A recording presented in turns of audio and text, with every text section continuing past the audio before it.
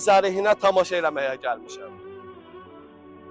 O zaman mənim müddətim, imkanım olsaydı, Allah məni Kərbəla hadisəsinə gətirsəydi, mən şəhadət verirəm ki, mən də sizin yanınızda olardım. Xanımlar xanım Zeynəbin yanında, kişilər də İmam Hüseynin yanında olardı. Özümü də orada onların yanında bir xidmətçi kimi nəzərdə tutardım. Allah bizi İmam Hüseyin əleyhissalamdan ayrı salmasın.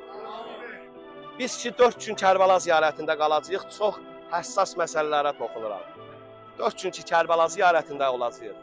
Vallahi bu ziyarətin qədrini bilin. Allah'a and olsun.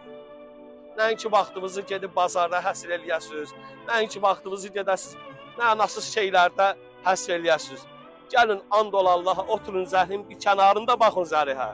Çünki həsrət qalacaq. Bir də haçan dəvət olacaq, bir də haçan gələcək bu ziyarətə bilmirik.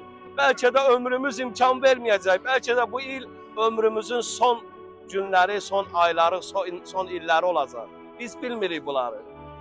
Gedin kənarda çəkilin, oturun, günbəzə baxın, danışın İmam Hüseyin əleyhissalamla. Çünki əgər bunlardan yaxşı istifadə eləməsən, o ki 4 gün bitəndən sonra qayıdacaqsan ha Bakıya, Azərbaycana çatandan sonra üstündən bir neçə gün keçəcək deyəcəksən, ağacan darıxmışam, kaş ki zərihimin bir küncündə oturardım, sənə tamaşa eləyərdim, kaş ki zərihin bir kənarında dayanardım, sənə baxardım.